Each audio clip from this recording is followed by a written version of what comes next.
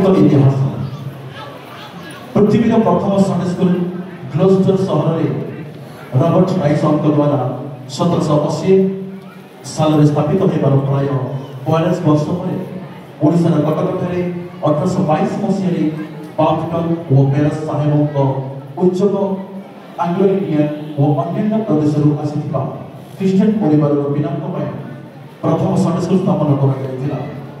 किंतु ओडिया पिलामानक ओडिशा प्रथम Sunday school स्थापन करा पुरी जिलार पिपिली बोर्डिंग स्कूल 1838 मसीह 1840 मसीह ब्रह्मपुर में अनाथ आश्रम खोल सेठारे स्टॉलिंसन साहेबों द्वारा एवं 1841 मसीह एच ओइलकिनस ब्रह्मपुर अनाथ आश्रम बालक मान गंजाम आश्रम खोलवा दिन सेठारे द्वारा संडे स्कूल कार्य आरंभ होता ब्रह्मपुर मंडल एक अंग स्वरूप बाप्टिस्ट मिशन चर्च 1870 मसीह स्वर्गत दानियल महांती उच्चक प्रथम संडे स्कूल स्थापित है आम मानचल मंडल सम्मेलन एक अंग स्वरूप बालक बालिका मान प्रभु आत्मिक ज्ञान और अनुग्रह बढ़ाइबार उत्कल बाप्टिस्ट संडे स्कूल सम्मेलन 1922 साल में जन्म कर फेब्रुआरी मासर उत्कल बाप्टिस्ट मंडल सम्मेलन सहायता द्वारा शैरंग मंडल संडे स्कूल समिति तार प्रथम अधिवेशन अनुष्ठित कर बहुत समय धरी कटक उत्कल संडे स्कूल सम्मेलन द्वारा प्राप्ति पाठनिका तथा स्वल्पकालीन निमंते सीपी संडे स्कूल पाठनिका परिचालन करुवा माध्यम 1/3/1969 साल आश्रयगढ़ मातृमंडल अनुष्ठित मंडल सम्मेलन कार्यनिर्वाहिका बैठकर निष्पत्ति प्रकार संडे स्कूल सम्मेलन स्वतंत्रता लाभ कर 4 विभाग प्रस्तुतिकरण और निर्वाचन कार्य स्वावलंबी भाव कर आनंदर विषय ए समस्त कार्य निमंते मंडली सम्मेलन केतक प्रभुंकर दास जाजल्य तारकार नेय रही मध्य बाइबल प्रथम पारमार्थिक तालीम प्राप्त व्यक्ति यथा सेराक मंडल पालक आचार्य अमरेश पाणी और अनेक प्रभुंकर दास मान उत्साह प्रदान कर कटक मंडल पालक यथा पंडित नाम नामित स्वर्गत सूर्यकांत बेहेरा दिग् दर्शन अनुଯାयी पालक पुरुषोत्तम पाणी झालार शुंग पालक नित्यानंद जेना रायगढ़ पालक माछीगोलीमा आश्रयगढ़ तत्कालीन सम्मेलन सभापति प्रेरणा स्वर्गत लाभन रावल आश्रयगढ़ श्री देवेंद्र चित्तणी खेलीगढ़ श्री विद्युत Kumar Nayak सेरक doctor नवसन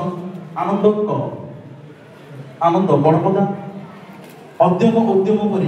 Sunday school सम्मेलन परिचालन कार्य और योजना को त्वरान्वित कर शिक्षादान और परीक्षा परिचालना अर्थात वार्षिक और अर्धवार्षिक परीक्षा परिचालन कर पदक्षेप ग्रहण करागला प्रतिवर्ष कर्मकर्ता निर्वाचन समय विभिन्न कमिटी सहित पाठतालिका और टीका कमिटी परीक्षा कमिटी निर्वाचन कर सोपान अनुଯାयी मंडलीगण पालक दिगंत पदवी पर संडे स्कूल समिति अध्यक्ष पदवी रही सम्मान रही आसी कारण आज उच्च शिक्षित और बाइबल ज्ञान व्यक्तिगण ही यही पदवी रही संडे स्कूल समिति सम्मेलन मुख्य कर्मकर्ता भाव निर्वाचित हुई मंडली सम्मेलन प्रतिनिधित्व कर Canadian Baptist overseas mission board अनुकूल 1989 साल तत्कालीन मिशनरी रेव केनेथ नाइट और सहधर्मिणी गण प्रचेषा और अनुकूल उत्कल बाप्टिस्ट संडे स्कूल सम्मेलन शिविर मान अनुष्ठित निष्पत्ति संडे स्कूल छात्र छात्री मानक बयस क्रम श्रेणी विभाग प्राथमिक निम्न मध्यम और उच्च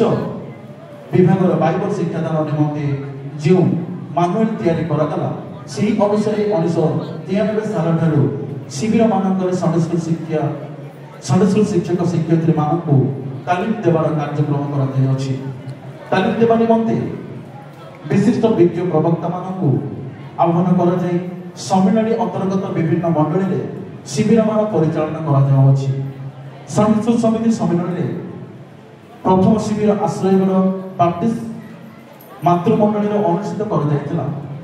उक्त शिविर में स्वर्गत माखिनी दास पुत्र जॉन गिलियम दास वक्ता भाव में शिक्षादान करते। सूचनायोग्य 1/3/1969 आम सम्मेलन को स्वतंत्रता दिज्वा आम सन्डे स्कूल समिति सम्मेलन परिचालन नूतन भाव नियमावली प्रस्तुत प्रस्तुत सन्डे स्कूल समिति सम्मेलन स्वतंत्रता पाइबा बड़पद मंडल शाखा लेके सन्डे स्कूल समिति तार प्रथम वार्षिक सभा अनुष्ठित कर स्वतंत्रता पर निज कर्मकर्ता परिचालन सन्डे स्कूल समिति सम्मेलन निरव विच्छिन्न भाव प्रत्येक मंडली और समाज मानक पालिक्रमिक तथा अनुरोध क्रमे 2 दिन वार्षिक सभा अनुष्ठित कर आसुअछंती। आनंदर विषय गतता 13-14-1-2019 तारिख 2 दिन धरी राव उदयगिरी मंडली सन्डे स्कूल समिति सम्मेलन 50तम स्वर्ण जुबिली अधिवेशन महासमारोह प्रतिपालन करा। सदाप्रभु परमेश्वर महानाम धन्यवाद करुछु जे मंडली सम्मेलन पूर्ण सहयोग उपदेश परामर्श और सहानुभूति आज पर्यंत सन्डे स्कूल समिति सम्मेलन परिचालित हो आसुअछि। धन्यवाद।